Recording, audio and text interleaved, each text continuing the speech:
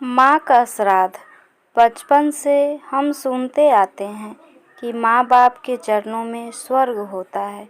उनकी सेवा से बड़ा कोई धर्म नहीं और कोई बड़ा पुण्य नहीं। लेकिन न जाने क्यों बड़े होते ही हम ये सब भूल जाते हैं। इस भावुक कहानी को पढ़कर शायद कुछ लोगों को वो सारी बातें याद आ जाएगी। दीदी, याद तो है ना, कल माँ का श्राद्ध है।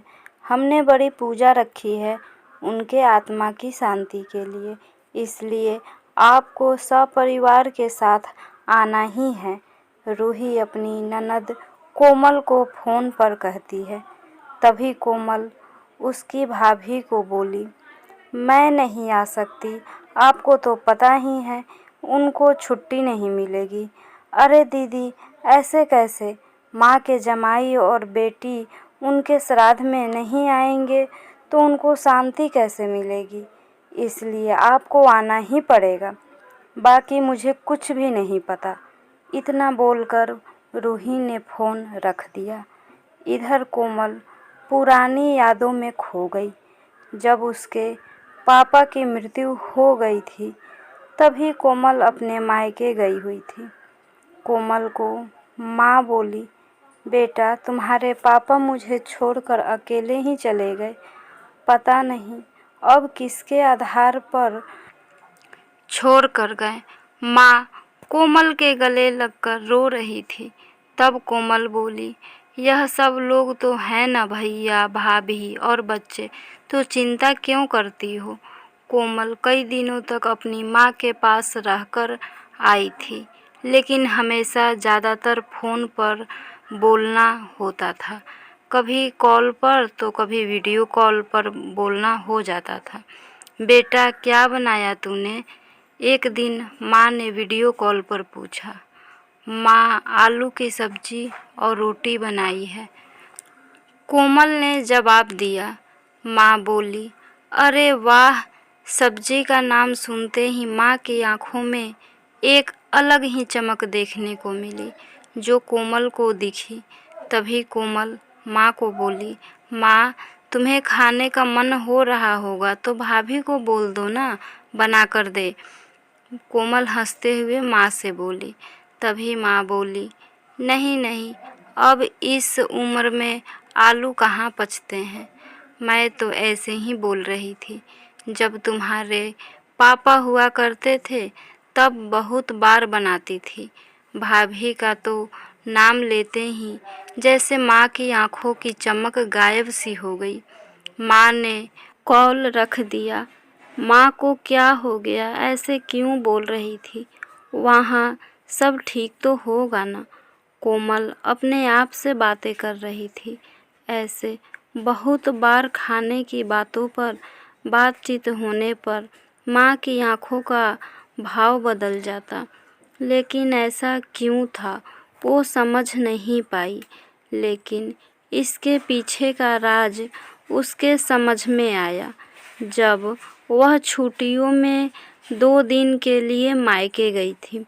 एक दिन कोमल माँ के कमरे में माँ के साथ गपशप कर रही थी। तभी दीदी खाना खाने चलो। रूही माँ के कमरे में आकर कोमल को बोली, चलो माँ तुम भी खाना खा लो। कोमल उठते उठते बोली, अरे दीदी नहीं नहीं, माँ को क्यों तकलीफ़ देना, वह यहीं पर ही खाना खा लेगी, आप चलो। रूही बोली, लेकिन भाभी, लेकिन वेकिन कुछ नहीं, दीदी आप चलो, माँ के घुटनों में दर्द होता है, इसलिए माँ कमरे में ही खाना खाती है। रूही स्पष्ट रूप से बोलती है। तो फिर भाभी मेरा भी खाना यहीं पर लाओ, हम दोनों साथ में खाना खाएंगे, ऐसे कोमल अपने भाभी को कहती है। इस पर रूही कुछ नहीं बोल पाई, लेकिन कोमल को साफ तरीके से समझ में आ गया कि रूही को यह सब पसंद नहीं आया। वह चुपचाप वहाँ से निकल गई और थाली में पूड़ी, सब्जी, रायता, अचार लेकर आई और माँ के लिए खिचड़ी। माँ, यह क्या है? तुम यह सब नहीं खाने वाली हो क्या? कोमल माँ को बोली। उतने में रूही बोली, अरे दीदी, माँ को यह सब हजम होता ही नहीं, इसलिए मैं उनको खिचड़ी और दाल ही देती हूँ। इतना बोलकर रूही वहाँ से निकल गई। माँ ने अपनी प्लेट उठाई, पर माँ का ध्यान कोमल की प्लेट पर ही था। यह देख कोमल सून सी पड़ गई। उसने माँ के मुंह में एक पूरी का निवाला डाला, लेकिन माँ ने मना कर दिया। तब कोमल ने अपनी माँ की आंखों में वही भाव देखा था जो वीडियो कॉल पर देखा था। पता नहीं भाभी का डर था या लड़की के निवाले का मोह था। तब भी कोमल ने पूरा खाना माँ को खिलाया और खुद खिचड़ी खाने लगी। 2 दिन कोमल वहीं पर थी और कोमल माँ को उसकी प्लेट का खाना खिलाती और खुद खिचड़ी खा लेती थी। ऐसे 2 दिनों तक चला। माँ के बहुत मना करने के बाद भी कोमल मात्र जिद में माँ को खाना खिलाती थी। वह बोली, भैया, मैं कुछ दिनों के लिए माँ को अपने घर ले जाती हूँ। घर जाने से पहले कोमल ने अपने भाई तन्मय को पूछा। वह बोला, क्या तुम्हारा दिमाग खराब हो गया है? लोग क्या कहेंगे? बेटा माँ को तकलीफ़ देता होगा, इसलिए माँ अपनी बेटी के घर पर रहती है। तन्मय गुस्से में बोला, अरे बाबा, सही तो बोल रहा है वह। माँ बेटी के घर जाती है क्या भला? तू आराम से जा अपने घर, मेरी चिंता मत कर, मैं यहाँ खुश हूँ। बेटे की बातें सुनकर माँ बोली। कोमल ने बहुत जिद की, लेकिन माँ बेबस थी। कोमल उदास मन से अपने घर वापस चली गई। कुछ दिनों बाद खबर आई कि माँ अब नहीं रही। इस खबर ने सब कुछ खत्म कर दिया था। कोमल को पता था कि माँ कितनी तकलीफ से गुजर रही थी, लेकिन माँ को दूसरा लड़का नहीं था, बल्कि एक लड़की थी, इसलिए वह कुछ नहीं कर सकती थी। कोमल अकेले ही माँ के श्राद्ध में आई। आज माँ के श्राद्ध में 56 तरह के भोग बनाए गए। सब लोग मज़े से खा रहे थे। लोगों ने रूही और तन्मय की वाहवाही करने में कोई कसर नहीं छोड़ी। दुनिया में सबसे अच्छा बेटा और सबसे अच्छी बहू कह रहे थे उन्हें। माँ के गुजर जाने के बाद इतना विचार कर रहे तो माँ जिंदा थी तब उनकी कितनी सेवा की होगी दोनों ने। कोमल दुखी होकर माँ की तस्वीर की तरफ देख रही थी। तभी, दीदी चलो आप भी खाना खा लीजिए, रूही कोमल को बोली, जो माँ के रूम में माँ की तस्वीर सीने से लगाकर रो रही थी। वह बोली, नहीं भाभी, मुझे नहीं खाना। लेकिन क्यों? आप नहीं खाना खाओगे तो माँ की आत्मा को शांति कैसे मिलेगी?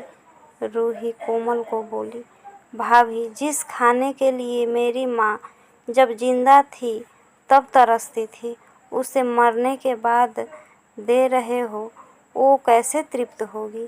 सोच कर देखो एक बार। आज अब आपने पकवान का ढेर लगाया है।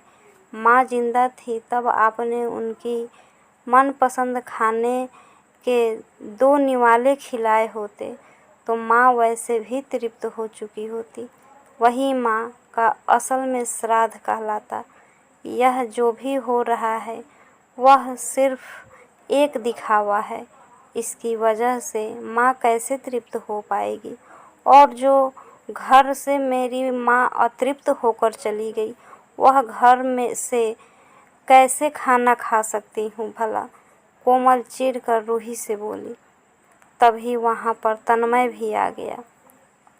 भगवान की लाठी में आवाज़ नहीं है भैया। भाभी, वो जब भी किसी पर पड़ती है ना, तब जख्म बहुत गहराई तक और न भरने वाली होती है। आप भी 2 बच्चों के माता पिता हो, लेकिन मैं भगवान से दुआ ज़रूर करूँगी कि आप जब तक जिंदा हो तब तक आपको अतृप्त ना रखें। नहीं तो अपना वनवास भोग कर कहीं नया जन्म लिया होगा। लेकिन आपकी ज़िंदगी बहुत बड़ी है। कोमल यह सब बोलकर माँ की तस्वीर लेकर चली गई। पीछे रूही और तन्मय भी गर्दन शर्म से नीचे झुका लिए थे। दोस्तों, माँ बाप जिंदा हैं तब तक उनकी सेवा करना, उनकी हर इच्छा पूरी करना, वही उनका असली श्राद्ध होता है। उनकी मृत्यु के बाद कितने भी 56 भोग बनाए, सब व्यर्थ है। फ्रेंड्स, आशा करती हूँ कि यह कहानी आपको ज़रूर पसंद आएगी। प्लीज़ लाइक, सब्सक्राइब और शेयर करना ना भूलें।